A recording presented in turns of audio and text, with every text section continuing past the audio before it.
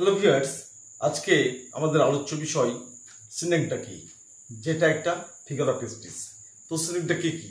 সিনেকডাকি is a figure of speech in which a part represents the whole, or the whole represents the part. তার মানে হচ্ছে সিনেকডাকি সেই figure of speech যেখানে একটা কোনো অংশ, সে ব্যক্তির হোক বা বস্তুর হোক, সেটা পুরো ব্যাপারটাকে, পুরো জিনিসটাকে রিপ্রেজেন্ট করে।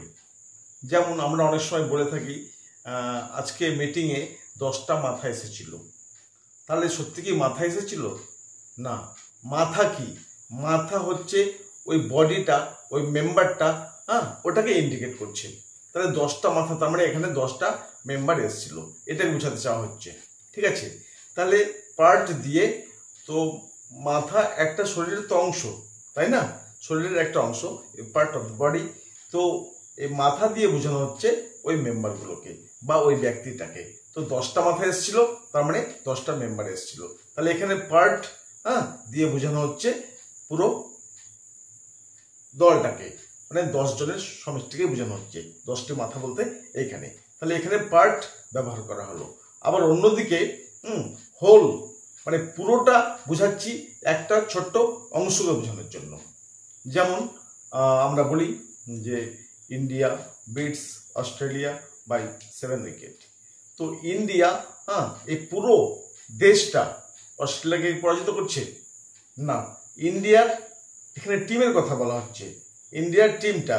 তাহলে একটা পার্টকে বোঝাচ্ছি হোল দিয়ে, পুরো দেশের কথা বলে এখানে কি তুলনা করছি, বোঝাচ্ছি যে টিমটা, ইন্ডিয়ার টিমটা কি অস্ট্রেলিয়ার দেশকে নয়, অস্ট্রেলিয়ার টিমকে পরাজিত করেছিল বা পরাজিত করে, এরকম একটা হেডলাইন বেরোয়।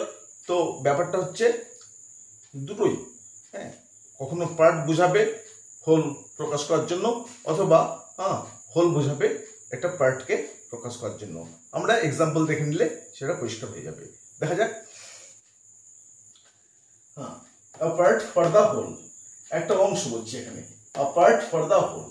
যেমন there are 4 mouths to feed in my family, অর্থাৎ আমার পরিবারে 4টা মাউথস রয়েছে, মুখ রয়েছে। তার মানে এখানে 4টা ব্যক্তি রয়েছে, 4 জনকে খাওয়াতে হচ্ছে। তো মাউথ কি? একটা পার্ট, তাই না? বডির একটা অংশ। এখানে মাউথ দিয়ে প্রকাশ করা হচ্ছে এখানে 4 জন আমার বাড়িতে রয়েছে বা 4টা ব্যক্তি রয়েছে। ঠিক আছে, তাহলে মাউথ দিয়ে প্রকাশ হলো। আবার I am on the wheels, I am on the wheels, আমি কি চাকাতে রয়েছি। ঠিক আছে, চাকাতে মানে কি? চাকাটা কি? একটা পার্ট অফ এ কার, ঠিক আছে, গাড়ির অংশ, তাই না? তো আমি এখানে গাড়ি বলছি না, বলছি কি I am on the wheels, অর্থাৎ আমি 4 চাকায় রয়েছি। ঠিক আছে, এখানে কারের কথা উল্লেখ করা হচ্ছে। তাহলে হুইলস গাড়িরই একটা অংশ। তাহলে এই পার্ট দিয়ে পুরো এটাকে বোঝানো হচ্ছে, তাই না? তাহলে এখানে হুইলস ব্যবহার করা হচ্ছে। আবার he has no bread to eat, he has no bread, bread মানে কি? রুটি। তো রুটি কি? খাবারের তো একটা অংশ, তাই না? চাল, ডাল, ভাত, যাই কিছু হবে না কেন, তার মধ্যে রুটি। তো রুটি দিয়ে প্রকাশ করা হচ্ছে কি পুরো হোলটাকে প্রকাশ করা হচ্ছে। তার মানে এখানে খাবারের কথা বলা হচ্ছে, ফুড। ঠিক আছে, তাহলে bread is a part of food, এটা হচ্ছে খাবারের অংশ। তাই বলা হচ্ছে he has no bread to eat. তাহলে এখানে কি পার্ট প্রকাশ করেছি? হোলকে বোঝানোর জন্য, মানে ফুডকে বোঝানোর জন্য। অন্যদিকে আমরা যদি দেখি, ঠিক আছে, দ্য হোল ফর এফার্ট, হোলকে প্রকাশ করছি কি বোঝানোর জন্য? একটা পার্ট বোঝানোর জন্য। যেমনটা India beats Australia by 4 wicket. ঠিক আছে, বাই 4 উইকেটস। তো India beats Australia by 4 wickets. তাহলে ইন্ডিয়া পুরো দেশটার কথা বলা হচ্ছে, তো আর এখানে বলা হচ্ছে অস্ট্রেলিয়া। তো ইন্ডিয়া কি অস্ট্রেলিয়াকে মানে লড়াই করে হারিয়েছিল? তা না। তাহলে ইন্ডিয়ার টিমের কথা বলা হচ্ছে, 11 মেম্বার্সের কথা বলা হচ্ছে, মানে প্লেয়ার্সের কথা বলা হচ্ছে। তো ইন্ডিয়া দলের কথা বলা হচ্ছে, আর এখানে অস্ট্রেলিয়ার দলের কথা বলা হচ্ছে। তাহলে এখানে হোলটাকে বুঝিয়েছি, ঠিক আছে, পুরো সামগ্রিক ব্যাপারটাকে বুঝিয়েছি কি একটা দলকে নির্দেশ করার জন্য। ঠিক আছে, তাই বলছি the whole for part, for a part, একটা অংশ বোঝানোর জন্য হোল প্রকাশ করছি। আবার দেখা যাক he is a rich creature, he is a rich creature. ঠিক আছে, তো ক্রিয়েচার মানে কি? ভগবান সৃষ্ট যতগুলো জীব রয়েছে, তাই না, এগুলো হচ্ছে ক্রিয়েচার। তার মধ্যে কি বলা হচ্ছে? He is a rich creature, তার মানে বোঝানো হচ্ছে সে একজন ধনী ব্যক্তি।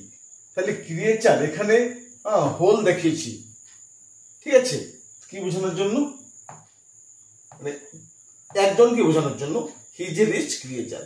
ঠিক আছে, তাহলে ক্রিয়েচারের মধ্যে যত যত ধনী ব্যক্তি রয়েছে তার মধ্যে সে একজন।